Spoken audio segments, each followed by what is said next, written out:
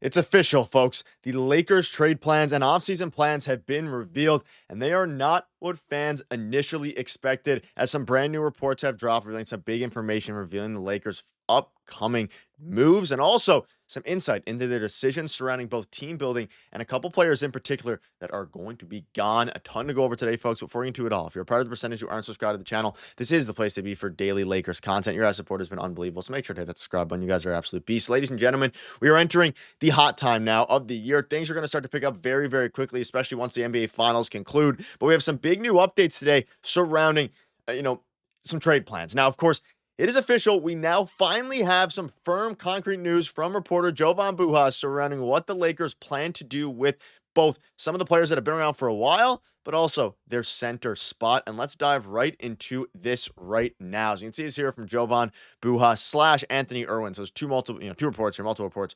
And this is pretty big. So a bunch of things to go over today. Lots of videos coming out as well as some news that's dropped. Rui Hachimura, Dalton, Knecht, Gabe Vincent, and Maxi Kleber are their 4 most tradable players. Could likely move 3 of them at the least. So it is official. For the first time, we have some insight into, who they're going to be moving on from. And obviously, we've heard some rumblings, some rumors about, Rui Hachimura here and there. But this is the first time that we've heard a firm report from a reporter revealing that Rui Hachimura is going to be most likely gone. Now, he does go on to clarify and say that they're likely going to move 3 of them at the least, maybe 4. And my guess would be Knecht, Gabe, and Maxi Kleber are kind of the most obvious ones. But Rui Hachimura, they have listed number 1 here. This makes things extremely interesting because we know how this team is currently constructed. They need to make some moves. But moving on from Rui Hachimura is not a super clear-cut decision. If they move on from Rui, they need to have actionable plans in place. Because if they don't have actionables here, you're missing out and losing somebody who started almost every single game for you this year. And that's not something that is easy to replace. It's not something that you can just go out and, replace on the fly at all. He's a very underrated piece.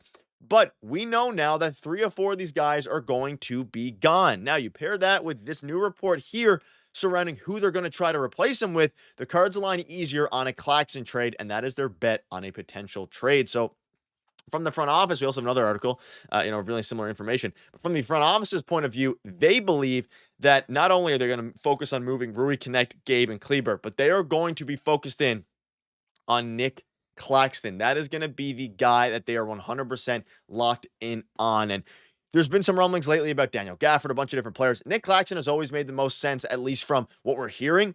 I don't know if, I don't love the fit necessarily a lot. It might sound crazy, and I'm curious to see. I want you guys to leave a comment. Like, yes, he would be a huge, huge upgrade. But he's not necessarily, I don't know if he's worth 10 times the amount that Jackson Hayes is worth. Obviously, Claxton, a much, much better player, right? Way better defender, way more mobile, a much better lob threat. And he would unequivocally make this team significantly better. And I think immediately push them into a contention status if they, of course, fill out the rest of the roster and lineup.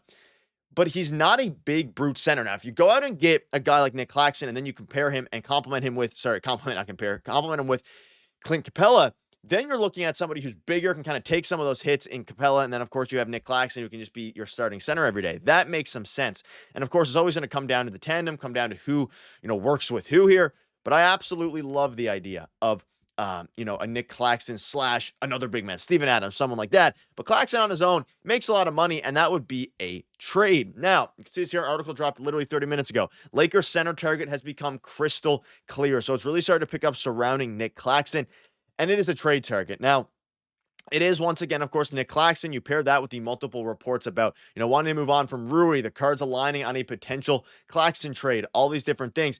Clearly, according to Jovan Buha and Anthony Irwin, both of which are fairly reliable reporters here, they want to get Nick Claxton. That seems to be their number 1 goal. Maybe they have to part ways with Knecht, and they have swaps they can work with as well. But that 2031 first-round pick, Knecht, does that get it done? That's the big question. But the article goes on to say the Lakers have a history of working with Brooklyn on a deal. We know that Rob Pelinka does like to work with the same executives around the league. And that's why there's a lot of rumblings about Daniel Gafford in Dallas. Bua's podcast partner for the day thought the cards aligned really easily with Claxton. The host agreed with the sentiment, highlighting that the Brooklyn Nets center was one of his 2 names as well. Bua added Capela to his list, to his own answer as well. And I think a pairing of Claxton and Capela would be fantastic. We'll have another video coming on that soon. But let's look at what the team would look like with Capela and Claxton. Now, Will Rui be involved in this deal? Maybe that's what it takes to get done, and that's why they're kind of talking about how Rui was, a part of the name of people who are gone, not Dorian Finney-Smith, who just, of course, underwent surgery. After the disaster of the Mark Williams trade, the Lakers were forced. We all know that. If the Lakers can secure the duo of Claxton and Capela as their two guys up front, it would be close to an ideal offseason. I would tend to agree from the big man point of view. That situation would be a gigantic shift that pushes Los Angeles closer to title contention. Claxton may not be as appealing as someone like Walker Kessler, but of course, would help a lot. Leave a comment right now, okay? Who would you rather as your starting center next season? Walker Kessler or Nick Claxton? In a bubble, right? And just answer that. And then leave another comment. Who would you rather, Nick Claxton and Capela or Walker Kessler and Capela? I'm very intrigued to see because they are very different, centers, Capela and Claxton. But also, Claxton and Walker Kessler. And of course, Capela is as well. But I think there's a real world here where they take a big run at Capela. There's been some rumblings about Luke Kornet. I think they're going to get a backup center that is very big. And that's kind of, Rob Pelinka's master plan here. And if you bring in a guy like Capela, obviously backing him up would make a ton of sense. We'll have a full video covering that soon. But for Nick Claxton, he's coming off of a bit of a down year for his standards defensively. Only 1.4 blocks, down from his 2.5 just a couple of years ago.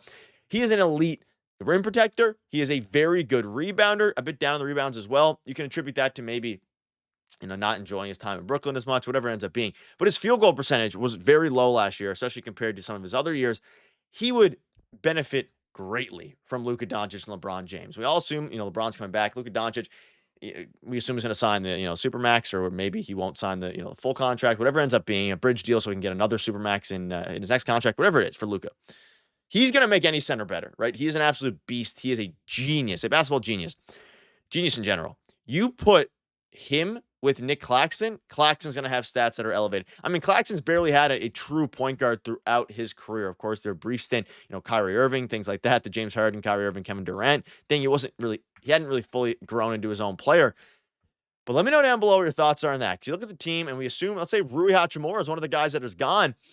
Your center, you add Nick Claxton, you got to figure out that small forward spot. Do you put Dorian Finney-Smith there? And so you're in Luka, Austin Reaves, Dorian Finney-Smith, LeBron, Nick Claxton. That's an elite lineup, quite frankly.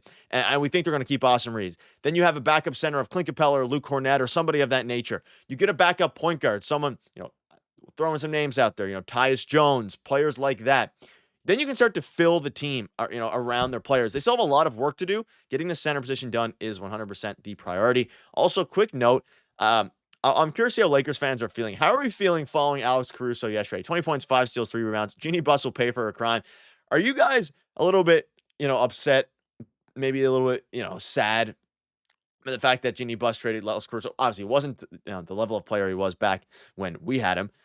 But are you sad that they, gave up on him maybe too early, or do you think it was just part of business and it all worked out because we got Luka Doncic? Let me know down below what your thoughts are. A ton of new updates coming. This is the place to be for daily Lakers content. Thank you guys for watching. You guys are beasts. Cheers.